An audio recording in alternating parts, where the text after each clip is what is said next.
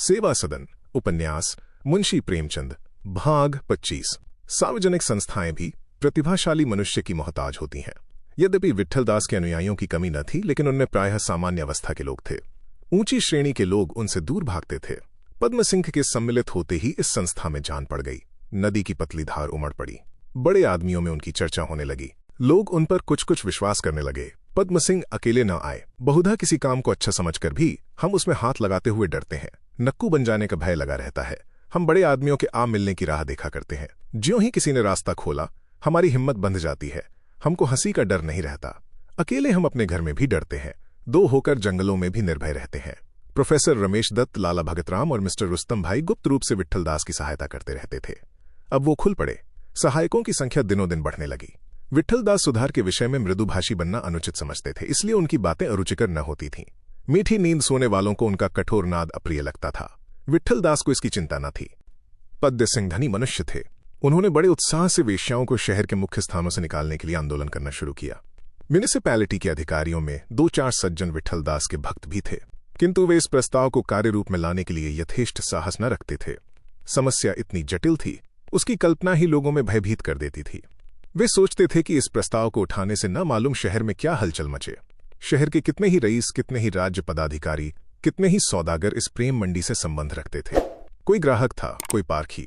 उन सबसे बैर मोल लेने का कौन साहस करता। म्यूनिसिपैलिटी के अधिकारी उनके हाथों में कठपुतली के समान थे।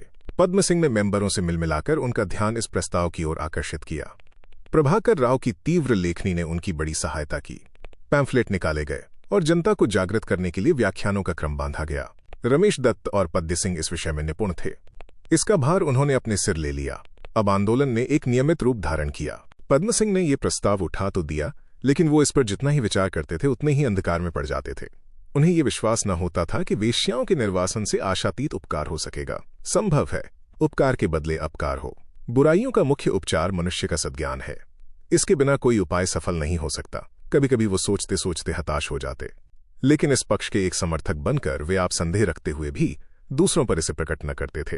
जनता के सामने तो उन्हें सुधारक बनते हुए संकोच न होता था, लेकिन अपने मित्रों और सज्जनों के सामने वो दृढ़ न रह सकते थे।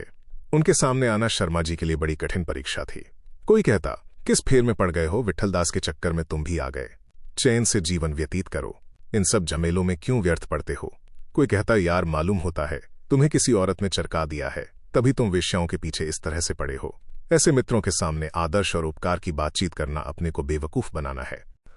व्याख्यान देते हुए भी जब शर्मा जी कोई भावपूर्ण बात कहते, करुणात्मक दृश्य दिखाने की चेष्टा करते, तो उन्हें शब्द नहीं मिलते थे, और शब्द मिलते तो उन्हें निकालते हुए शर्मा जी को बड़ी लज्जा आती थी। यथार्थ में वो इस रस में पगे नहीं थे। वो जब अपने भाव शैथिल्य की विवेचना करते तो उन्हें ज्ञात होता था कि मेरा हृदय प्रेम और अनुराग खाली है। कोई व्याख्यान समाप्त कर चुकने पर शर्मा जी को यह जानने की उतनी इच्छा नहीं होती थी कि श्रोताओं पर इसका क्या प्रभाव पड़ा, जितनी इसकी कि व्याख्यान सुंदर, सप्रमाण और ओजपूर्ण था या नहीं। लेकिन इन समस्याओं के होते हुए भी यह आंदोलन दिनों दिन बढ़ता जाता था। ये सफलता शर्मा जी के अनुराग और विश्वास से कुछ कम उत्साहवर्धक न थी। सदन सिंह के विवाह को अभी 2 मास थे। घर की चिंताओं से मुक्त होकर शर्मा जी अपनी पूरी शक्ति से इस आंदोलन में प्रवृत्त हो गए। कचहरी के काम में उनका जी न लगता। वहां भी वे प्रायः इन्हीं चिंताओं में पड़े रहते। एक ही विषय पर लगातार सोचते विचारते रहने से उस विषय से प्रेम हो जाया करता है। धीरे धीरे शर्मा जी के हृदय में प्रेम का उदय होने लगा, लेकिन जब ये विवाह निकट आ गया तो शर्मा जी का उत्साह कुछ क्षीण होने लगा। मन में ये समस्या उठी कि भैया यहाँ वेश्याओं के लिए अवश्य ही मुझे लिखेंगे। उस समय मैं क्या करूंगा। नाच के बिना सभा सूनी रहेगी। दूर दूर के गांवों से लोग नाच देखने आएंगे। नाच न देखकर उन्हें निराशा होगी। भाई साहब बुरा मानेंगे। ऐसी अवस्था में मेरा क्या कर्तव्य है। भाई साहब को इस कुप्रथा से रोकना चाहिए, लेकिन क्या मैं इस दुष्कर कार्य में सफल हो सकूंगा। बड़ों के सामने न्याय और सिद्धांत की बातचीत असंगत सी जान पड़ती है। भाई साहब के मन में बड़े बड़े हौसले हैं। इन हौसलों को पूरे होने में कुछ भी कसर रही तो उन्हें दुख होगा, लेकिन कुछ भी हो मेरा कर्तव्य यही है कि अपने सिद्धांत का पालन करूं। यद्यपि उनके इस सिद्धांत पालन से प्रसन्न होने वालों की संख्या बहुत कम थी और अप्रसन्न होने वाले बहुत थे, तथापि शर्मा जी ने इन्हीं गिने गिनाए मनुष्यों को प्रसन्न रखना उत्तम समझा। उन्होंने निश्चय कर लिया कि नाच न ठीक करूंगा। अपने घर से ही सुधार न कर सका तो दूसरों को सुधारने की चेष्टा करना बड़ी भारी धूर्तता है। ये निश्चय करके शर्मा जी बारात की सजावट के सामान जुटाने लगे। वो ऐसे आनंदोत्सवों में किफायत करना अनुचित समझते थे।